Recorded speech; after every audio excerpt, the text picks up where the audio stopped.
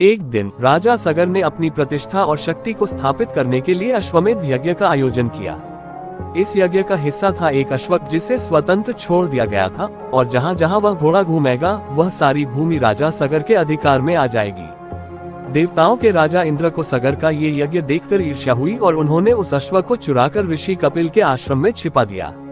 सगर के 60,000 पुत्र अश्व की खोज में पूरी पृथ्वी पर घूमने लगे और आखिरकार वे ऋषि कपिल के आश्रम में पहुंच गए।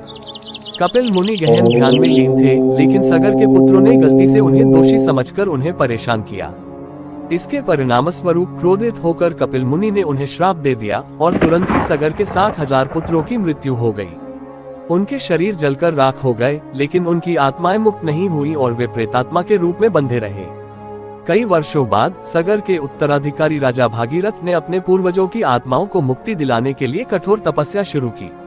उन्होंने ब्रह्मदेव से प्रार्थना की कि गंगा धरती पर आए और उनके पूर्वजों की आत्माओं को मुक्त कर सके। ब्रह्मदेव भागीरथ की प्रार्थना से प्रसन्न हुए और गंगा को पृथ्वी पर भेजने का आदेश दिया। लेकिन गंगा बहुत ही अभिमानी थी और वे तीव्र गति से पृथ्वी पर उतरना चाहती थी, जिससे पृथ्वी नष्ट हो सकती थी। तब राजा भागीरथ ने शिव से प्रार्थना की कि वे गंगा की तेज धारा को नियंत्रित करें। शिव ने अपनी कृपा से गंगा के प्रवाह को अपनी जटाओं में धारण किया ताकि उनकी शक्ति नियंत्रित हो जाए और पृथ्वी सुरक्षित रहे। शिव धीरे धीरे गंगा को मुक्त करते हैं, जिससे वह सुरक्षित रूप से पृथ्वी पर प्रवाहित हो सके।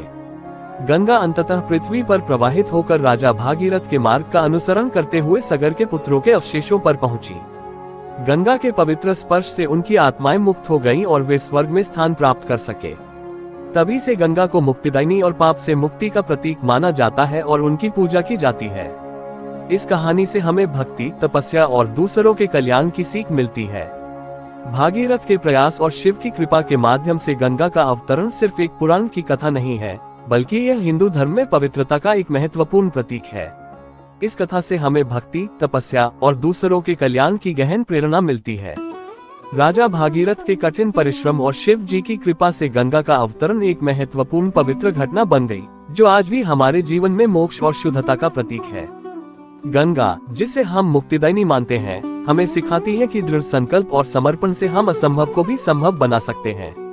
अगर आपको ये कहानी पसंद आए हो और इससे कुछ प्रेरणा मिली हो, तो हमारे चैनल को लाइक और सब्सक्राइब जरूर करें।